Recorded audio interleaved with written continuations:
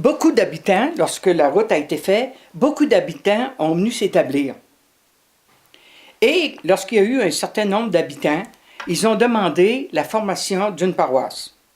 Parce que là, à chaque fois qu'ils avaient besoin d'un médecin ou à chaque fois qu'ils avaient besoin du curé, il fallait qu'ils aillent à Saint-Jean-Borgelé. Il fallait qu'ils aillent aussi, ils étaient obligés de descendre à Saint-Jean-Borgelé. Et beaucoup de... mes arrière-grands-pères ont été ici au chemin Taché, que ce soit du côté de Cloutier, Morneau, Leblanc.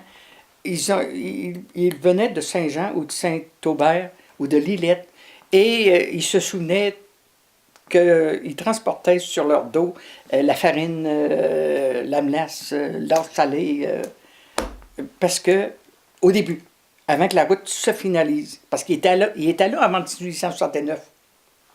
Il y avait des habitants avant, quand même, avant que ça devienne une paroisse.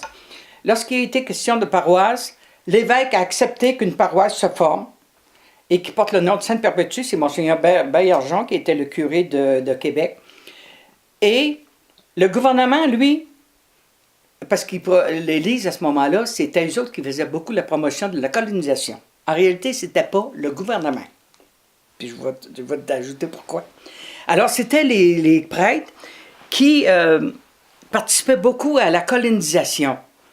Alors là, ils ont demandé un territoire, formé un territoire, et le gouvernement leur a donné à ce moment-là, Sainte-Perpétue avait 4 cantons comme territoire. Il y avait entièrement le territoire de La Fontaine, il y avait entièrement le territoire de Garneau, il y avait Oxford, je ne sais pas si je le prononce bien, là, puis il y avait Casgrain. Mais ça, il était morcelé, ça, ces cantons-là. Et ça comprenait, au détour de la montagne, aller jusqu'à la rivière Saint-Jean. Ça avait 89 000 acres de long, de grandeur. Et au fil des ans, on sait que ça s'est morcelé. Et aujourd'hui, c'est 39 000 encore. 39 000 acres. Il y a eu morcellement. Veux-tu que j'ajoute tout de suite le morcellement vite? Il y a eu un premier morcellement, c'est sûr que ça a été Saint-Pamphile. Entièrement, ça appartenait entièrement à Sainte-Perpétue. Ça faisait toute partie de Sainte-Perpétue à l'époque. Alors, il y a eu le morcellement de Saint-Pamphile. Ça, c'est tout de suite vers les années 1870-80 qui a été fait. Ensuite, il y a eu Saint-Damas, qui ont pris les rangs comme le rang Rago, le rang Chiniki, les rangs, là. Ensuite, il y a eu à Tourville en 1919. Ça faisait partie complètement de Sainte-Perpétue, ça, le Sainte-Tourville, en 1919. Tu as eu ensuite, en 1938, un coin de Saint-Omer. Saint-Omer, les autres, ça a été un autre morcellement de Saint-Pamphile, puis, qui appartenait à Sainte-Perpétue avant. Puis, il y a eu un coin, mais juste un coin, par exemple, pas un rang nécessairement.